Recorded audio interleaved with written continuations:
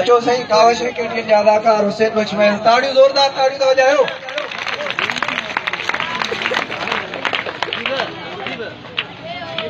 आखिरी इख्तिताम है रस्तो ठारायो सही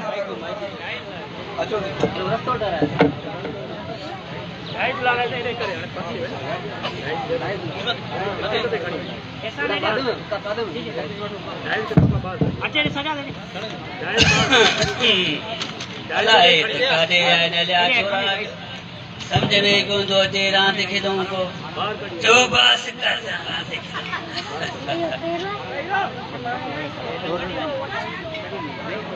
बारे जी सालसा बुक पे आदि मथा वालेकुम अस्सलाम बात बाजरा बाजा कदो कोता शादी जन पर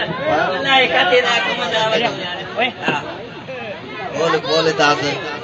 उठी भी कर बाहर भी ना कर मतलब उठी कदो ओए क्या गाला है कोई भी नहीं अच्छा हां बाबा वे कुलाई बार वे जाओ समझ वे रहो समझ वे रहो कुलाई वे रहो समझ वाह दावा तो तेरा खट्टी भाई हां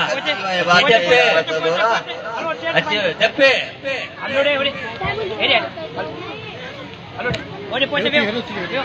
बाबा सदोरा असा के पण जो शौक जो है असा तो आया हो असा जे कोट में सरवरा में एक स्कूल खुलियो शाइन पब्लिक एलिमेंट्री स्कूल असा के पढ़ाए अरे छोरो चंद्रऊ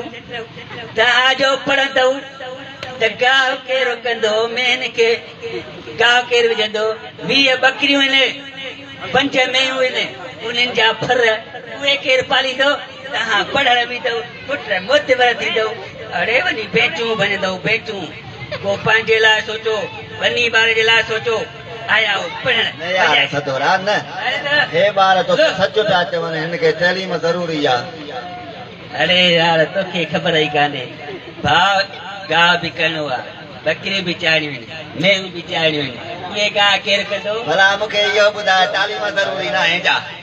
उहा मञा थो तालीम ज़रूरी आहे पर हिकिड़े जेको आहे न पुट न शऊर न आयो आहे जॾहिं शऊर आयो तॾहिं तालीम के छॾ होश में अच ॿारनि जे लाइ तालीम ज़रूरी आहे मुस्तक़बिल ठही पवंदनि ठीकु आहे ॾिसां थो हाणे त विया वरी कावड़ी जी ॻोल्हे चाण वञी इहे घुमी फिरी ॼाण थो ॾे फिरी आया पर तालीम ज़रूरी आहे मां बि पंहिंजे नंढड़े जी तालीम वठण पियो वञा शाइन पब्लिक स्कूल मयसर वॾा में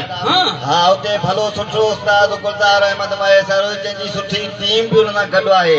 ऐं मां पाण बि दाख़िला वठां पियो ऐं तूं बि पंहिंजे ॿारनि खे तालीम वठी ॾे सुठो इन जा गाह गठनि में सुठो कोन अथई तंहिंजे करे चवां थो यार सदोरा नंढड़ा ॿार तोखे सही पिया चवनि